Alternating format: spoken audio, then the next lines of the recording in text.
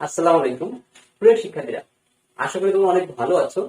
আজকে আমি আয়তকার ঘনবস্তু রিলেটেড যে অঙ্কগুলো আমাদের বইয়ে আছে, অর্থাৎ 16.4-এর যতগুলো অঙ্ক আছে সেই সব অঙ্কগুলোর বেসিক সহ সবগুলো সমাধান করে দেওয়ার চেষ্টা করব। তো এর আগের গত 3টা ক্লাসে, প্রথম ক্লাসে আমরা দেখেছি আয়তকার ঘনবস্তুর কিভাবে আমরা দৈর্ঘ্য সমগ্র পৃষ্ঠের ক্ষেত্রফল বের করতে পারি, কিভাবে কর্ণ বের করতে পারি এবং কিভাবে আয়তন বের করতে পারি। তারপরে ক্লাসে দেখছিলাম আমরা ঘনক রিলেটেড ঘনকের কর্ণ, ঘনকের আয়তন এবং ঘনকের সমগ্র পৃষ্ঠের ক্ষেত্রফল, এবং শেষের দিন দেখছিলাম যে সিলিন্ডারের ক্ষেত্রে সকল তথ্য কিন্তু আমরা এর আগে যে সূত্র থিওরি ক্লাসে কিন্তু আমরা সবগুলো কিন্তু দেখে ফেলেছি। তো আজকে আমরা এই আয়তন ঘনবস্তু রিলেটেড যে 3টা সূত্র আমরা শিখেছিলাম, একটা হচ্ছে আয়তন ঘনবস্তুর কর্ণ, সমগ্র পৃষ্ঠের ক্ষেত্রফল, আর হচ্ছে আয়তন কিভাবে নির্ণয় করা যায়, সেই সূত্রগুলোকে ব্যবহার করে আমাদের অনুসরণের যে অঙ্কগুলো আছে সেই অঙ্কগুলো সমাধান করার চেষ্টা করবো। তো প্রথমে যে অঙ্কটা আছে আমাদের অনুসরণী 16.4-এ, সেটা যদি দেখি আমরা, আমাদের অনুসরণী 16.4-এর 8 নম্বর অঙ্কটি যদি সমাধান করি, 8 নম্বর অঙ্কটি বলতেছে কি দেখো, বলতেছে একটি আয়তকার ঘনবস্তুর দৈর্ঘ্য প্রস্থ উচ্চতা যথাক্রমে 16 মিটার, 12 মিটার এবং 4.5 মিটার এর পৃষ্ঠতলের ক্ষেত্রফল, কর্ণের দৈর্ঘ্য ও আয়তন নির্ণয় করো। তো দেখো আমাদের দেওয়া আছে কি কি, এখানে আমাদের দেওয়া আছে যে এর দৈর্ঘ্য দেওয়া আছে, আমরা দৈর্ঘ্য ধরে নিলাম যে হচ্ছে এ, দৈর্ঘ্য দেওয়া আছে আমাদের 16 মিটার, আর প্রস্থকে আমরা বি ধরলাম, প্রস্থ দেওয়া আছে আমাদের 12 মিটার এবং উচ্চতাকে আমরা সি ধরলাম, এটা দেওয়া আছে আমাদের 4.5 মিটার। আমাদের বের করতে হবে কি, আয়তকার ঘনবস্তুর কর্ণ বের করতে হবে। তাহলে আমরা জানি কি কর্ণের সূত্রটা কি, যা আয়তকার ঘনবস্তুর কর্ণ সমান √a² plus b² plus c²। তো এখানে আমরা জাস্ট মানগুলো বসাই দিব। দেখো a এর মানটা দেওয়া আছে 16, তাহলে 16a² প্লাস এটা হচ্ছে 12a² প্লাস এটা 4.5a²। তো এগুলো সবগুলো যদি ক্যালকুলেট করি আমরা, তো ক্যালকুলেট করার পরে আমাদের যে ভ্যালুটা আসবে সেটা হচ্ছে দেখো 20.5 মিটার। দেখো আমরা এগুলো ক্যালকুলেট আমরা করতে পারি, 16 করবো, তারপর 12 করবো, 4.5 করবো, সবগুলো যোগ করে এটাকে রুট করলে এই ভ্যালুটা চলে আসবে। তো এই আমি ক্যালকুলেশনটা দেখালাম না, জাস্ট আমি মানটা একবারে সরাসরি বসাই দিলাম। দেখো এইটা পেয়ে গেলাম কি আমরা, যে এই 3টা মান যদি দেওয়া থাকে কিভাবে কর্ণ বের করতে সেটা কিন্তু আমরা জানি। এই সূত্রটা কিভাবে আসছে সেটা কিন্তু আমরা প্রথম ক্লাসে কিন্তু বিস্তারিত জেনে নিছি। এরপর দেখো আমরা যদি বলি সমগ্র পৃষ্ঠের ক্ষেত্রফল, আমাদের সমগ্র পৃষ্ঠের ক্ষেত্রফল এর সূত্রটা ছিল 2 * ab plus bc plus c। তাহলে 2 দেখো a হচ্ছে কত আমাদের 16, b হচ্ছে কত আমাদের 12। আচ্ছা আমরা সেন্টারে দিয়ে দিলাম এখানে, প্লাস bc হচ্ছে 12 গুণ c হচ্ছে 4.5, আর আমাদের ca অর্থাৎ এটা যোগ হবে, ca বলতে 4.5 × 16। তো এটা হচ্ছে কি আমাদের সমগ্র পৃষ্ঠের ক্ষেত্রফল। মানে সবগুলোকে ক্যালকুলেট করলে এইখানে আমাদের আসবে হচ্ছে 2 এটা হচ্ছে 318, এইগুলো গুণ করে সবগুলো যোগ করলে আসবে 318 আর এই 2, তাহলে সবগুলো গুণ করার পরে আসবে 636। যেহেতু এটা ক্ষেত্রফল, সো এটার একক কিন্তু আমাদের বর্গ মিটার হবে বা মিটার স্কয়ার হবে, ঠিক আছে। তো দেখো আমাদের পেয়ে গেলাম কি কর্ণ, আমরা পেয়ে গেলাম সমগ্র পৃষ্ঠের ক্ষেত্রফল, এবং লাস্ট যেটা আছে সেটা হচ্ছে আমাদের আয়তন। আয়তনটা কি হবে আমাদের, আয়তনটা একদমই ইজি। আয়তন সমান জানি কি a b c, এর মান হচ্ছে 16, b হচ্ছে আমাদের 12, c হচ্ছে আমাদের 4.5। তো এইটা সবগুলোকে ক্যালকুলেট করলে আমাদের যে ভ্যালুটা আসবে সেটা হচ্ছে 864। যেহেতু এটা আয়তন, এটাতে অবশ্যই মিটার কিউব হবে, কারণ ঘন মিটার, যেহেতু সবগুলো মিটারে দেওয়া ছিল এটা মিটার কিউব। তো এই ছিল হচ্ছে আমাদের 8 নম্বর অঙ্কটা। খুবই ইজিলি কিন্তু আমরা করে ফেলতে পারবো যদি আমরা এই সূত্রগুলো জানি এবং এই সূত্রগুলো কিভাবে অ্যাপ্লাই করতে হয় সেগুলো জানি। তো সূত্রগুলো আমাদের প্রথম ক্লাসে সবগুলো ডিটেলস বলে দেওয়া আছে, আমি জাস্ট সূত্রগুলো তোমার এই সূত্রগুলোকে ব্যবহার করে, এই মানগুলোকে ব্যবহার করে অঙ্কটা জাস্ট করে ফেলছি। তো এইটা ছিল আমাদের 8 নম্বর অঙ্কটা। এরপরের অঙ্কটা দেখিয়ে নেই আমরা, এরপরের অঙ্ক হচ্ছে আমাদের 9 নম্বর অঙ্কটা দেখে নিবো আমরা। এখন 9 নম্বর অঙ্কটা যদি আমরা দেখি, 9 নম্বর অঙ্কটা কি বলছে, 9 নম্বর অঙ্কটা বলতেছে যে একটি আয়তাকার ঘনবস্তুর দৈর্ঘ্য, প্রস্থ, উচ্চতার অনুপাত 21:16:12 এবং কর্ণের দৈর্ঘ্য 87 সেন্টিমিটার হলে ঘনবস্তুটির ঘনবস্তুটির তলের ক্ষেত্রফল নির্ণয় করবো, মানে সমগ্র তলের ক্ষেত্রফলটা বের করতে হবে। কি কি দেওয়া আছে দেখো, আমাদের বলে দেওয়া আছে দৈর্ঘ্য, প্রস্থ আর উচ্চতার অনুপাত। তাহলে আমরা দৈর্ঘ্য ধরি আমরা এ, আমরা জানি, আর প্রস্থ হচ্ছে বি, আর আমাদের উচ্চতা হচ্ছে সি। এদের অনুপাতে দেওয়া আছে কত, 21:16 আরটা দেওয়া আছে কত আমাদের 12। এইটা বলে দেওয়া আছে। আরটা বলে দেওয়া আছে যেটা, সেটা হচ্ছে কর্ণ। কর্ণটাকে আমরা ডি দ্বারা প্রকাশ করি। ডি সমান দেওয়া আছে 87, যেহেতু কর্ণ এটা মিটার, তাহলে এটা মিটারে দেওয়া আছে। তো আমাদের বের করতে হবে কি সমগ্র পৃষ্ঠের ক্ষেত্রফলটা কত, সেটা আমাদের বের করতে হবে। হ্যাঁ, এটাই বলতে হবে। তাহলে আমরা এখন এটা লিখে একটুখানি ক্যালকুলেট করে নেবো। আমরা ধরি এবিসির অনুপাত এটা দেওয়া আছে, কিন্তু আমরা ধরি যে এ সমান হচ্ছে আমাদের 21 এক্স। তারপর হচ্ছে বি সমান তাহলে কত হবে আমাদের, হচ্ছে বি সমান 16 এক্স, আর সি সমান হবে মানে 12 এক্স। যদি হয় তাহলে দেখো এইবার আমাদের সূত্রটা থেকে কি জানি আমরা, কর্ণের যে সূত্রটা আমরা জানি, কর্ণ সমান কর্ণ ডি আমরা ডি সমান লিখি যে root over a square plus B square plus C square. তো এখানে বি এর মানটা কিন্তু দেওয়া আছে কত আমাদের, 87 দেওয়া আছে, ইকুয়াল আমাদের রুট ওভার a স্কয়ার, এর মধ্যে আগে ধরছি আমরা 21 এক্স এর স্কয়ার প্লাস বি স্কয়ার বলতে আমাদের কত 16 এক্স স্কয়ার প্লাস সি বলতে আমাদের হচ্ছে 12 এক্স এর স্কয়ার।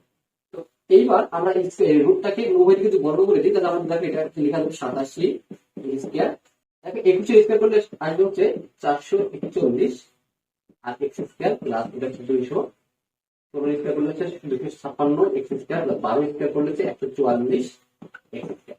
তো এই হচ্ছে মান আমাদের। এই দিকে ক্যালকুলেট করে 87 স্কয়ার করলে আমাদের যে ভ্যালুটা আসে সেটা হচ্ছে, যদি দেখি আমরা 7569,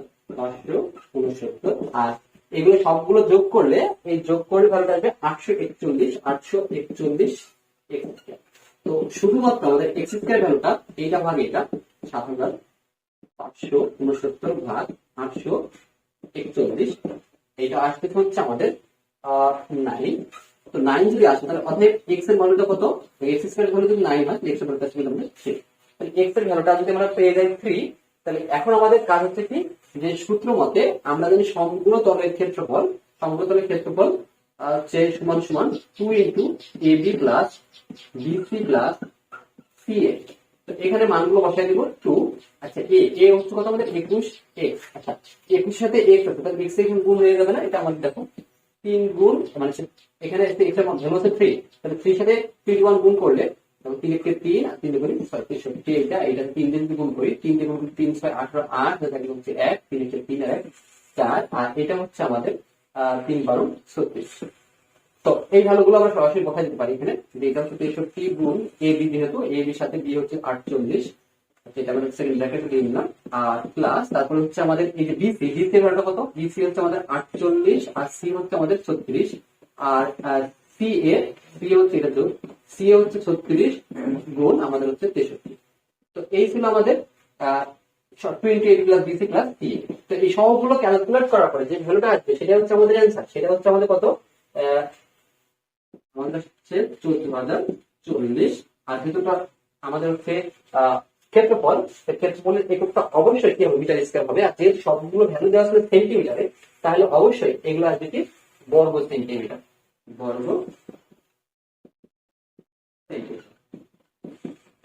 ঠিক আছে। এই ছিল আমাদের হচ্ছে এই যে 9 নম্বর অঙ্কের সমাধান। 9 নম্বর অঙ্কটা আমি প্রথম থেকে আবার বলে দেওয়া আছে কি, দৈর্ঘ্য প্রস্থ উচ্চতার অনুপাত হচ্ছে এটা, আর কর্ণটা দেওয়া আছে এটা। তো আমরা প্রথমে কি করতে ধরে নিচ্ছি যে দৈর্ঘ্য a সমান 21x, b সমান 16x, আর c সমান 12x ধরে নেওয়ার পরে এইগুলো থেকে আমরা জানার মধ্যে কি কর্ণ সমান জানি দুটো মানে a square b square c square. তো এখানে d এর ভ্যালুটা আমাদের জানা আছে, তাহলে সরি এখানে হচ্ছে d এর এই ভ্যালুটা কি বলবো সেন্টিমিটারে দেওয়া আছে।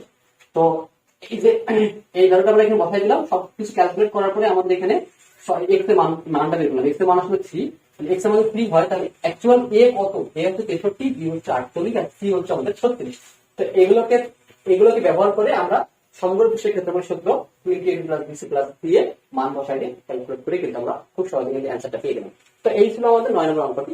দেখো 10 নম্বর অঙ্কটি বলতেছে যে একটি আয়তাকার ঘনবস্তু 48 বর্গমিটার ভূমির উপর দণ্ডায়মান, এর উচ্চতা 3 মিটার এবং এর কর্ণ হচ্ছে 13 মিটার, আয়তাকার ঘনবস্তুর দৈর্ঘ্য ও প্রস্থ নির্ণয় করো।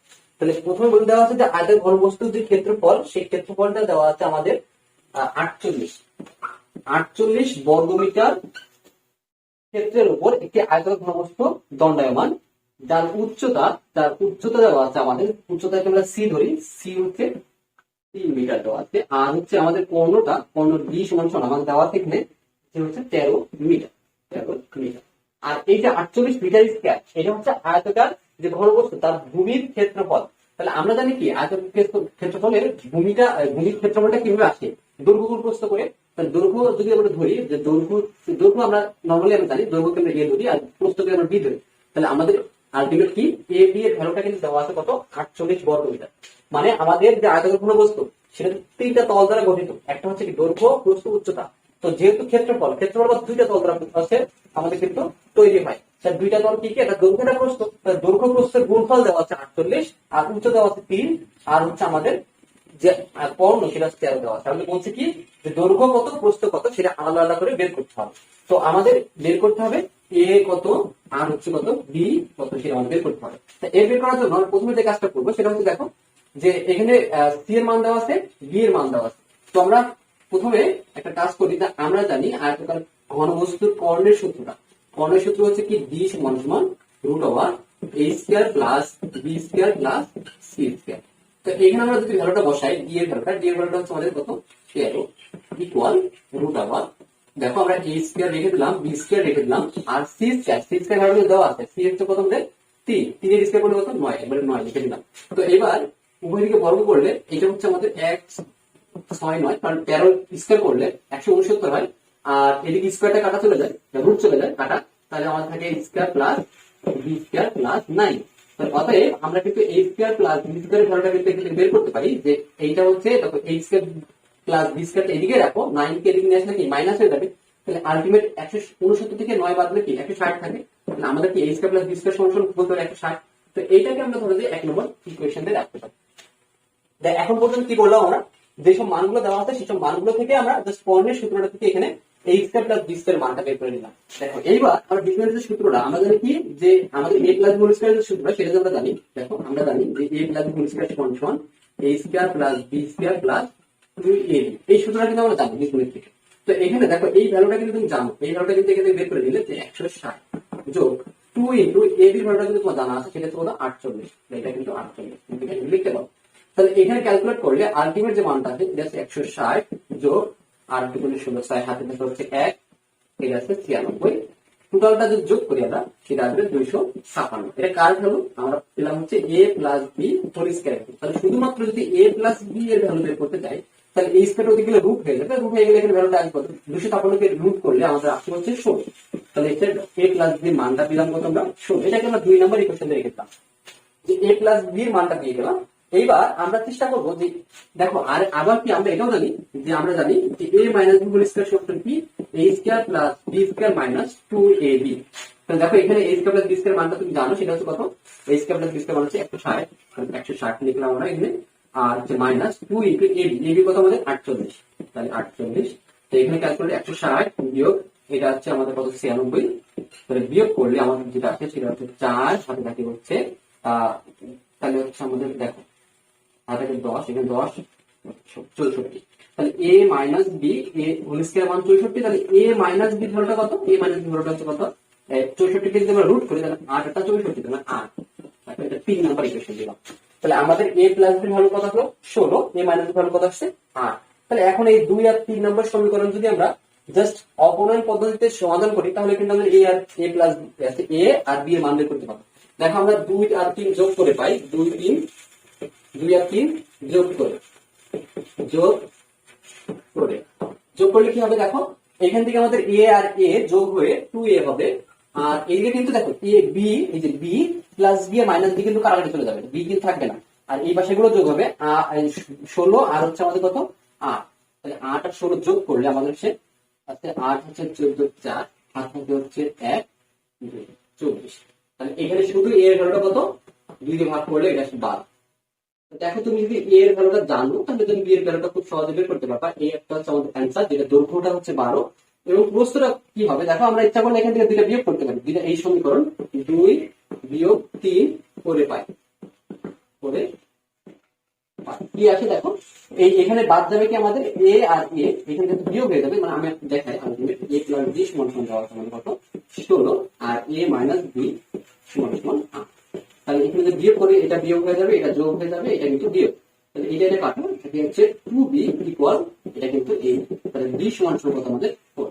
তাহলে আমাদের যে এই আয়তকার ঘনবস্তুটা ছিল সেই আয়তকার ঘনবস্তুর ক্ষেত্রে আমাদের দৈর্ঘ্য হচ্ছে কত 12 মিটার এবং প্রস্থ হচ্ছে কিন্তু আমাদের 4 মিটার। এটা হচ্ছিল আমাদের কিন্তু এই যে 10 নম্বর অঙ্কের সমাধান।